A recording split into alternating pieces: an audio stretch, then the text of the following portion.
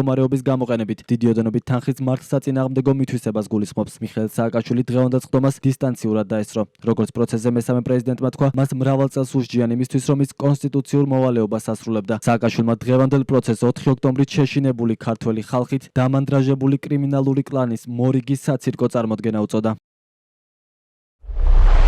მრავალ წელს მისჯიან იმისთვის, რაც ჩემი საკონსტიტუციო მოვალეობა იყო, განმეხორციელებინა ჩემი საპრეზიდენტო უფლებამოსილებები, წარმედგინა ქვეყანა უცხოეთში. უსმინეთ ივანიშვილის ძებრის გამოსვლას გაეროში. აქ ჩემს დროს მოვიდა ამერიკის 3 პრეზიდენტი, 2 ვიცე-პრეზიდენტი, 2 სახელმწიფო მდივანი, საფრანგეთის და გერმანიის ლიდერები. მათი გამასპინძლების ხარჯები, ისევე როგორც ყველა სხვა ხარჯი ოფიციალურად იყო დოკუმენტირებული და შესაბამისად ოლიგარქის პროკურატურის მიერ უადვილესად აღმოსაჩენი იყო. ამ ოფიციალურ დოკუმენტებს პირდაპირ მიაკრეს ფლანგვის მუხლი და ეს გააკეთა ივანიშვილმა, რომელიც იძახდა, რომ 19 მილიარდი მქონდა მითვისებული, რომელმაც ღამეს საკნიდან მერაბიშვილი გამოიყვანა და შესთავაზა გათავისუფლება ჩემი არარსებული უცხოური ანგარიშების ნომრების გადმოცემის ფასად. განზრახული აქვს ჩემი საყვარელი ვენახის და იქ მდგომი 70 კვადრატული მეტრი სახლის ჩამორთმევა. ამ სახლის ხელამ კორუმპირებული ბანდის თითოეულ წევრს ტუალეტები აქვს ქართველებისგან მოპარული ფულით აშენებულ სასახლეებში. ყვარეთს თქვენთვის დიდი სიმბოლური მნიშვნელობა აქვს. ეს ვენახი გახდა რუსული ღვინის ემბარგოს მიმართ წინააღმდეგობის ცენტრი. სწორედ ამ ვენახში ტარდებოდა უმნიშვნელოვანესი დიპლომატიური მოლაპარაკებები. იქ საწნახელში იდგნენ ამერიკელი სენატორები, რომელთაც ქართველ ღვინოს თავისუფლების სასმელი უწოდეს. პრეზიდენტები, პრემიერები, მინისტრები და მონაკოს პრინცი. ამ ვენახის ჩამორთმევა, ისევე როგორც მთლიანად ეს სამარცხინო სასამართლო პროცესები ემსახურება მხოლოდ ერთ რამეს, შურისძიებას იმის გამო, რომ მე დავამარცხე კორუფცია საქართველოში.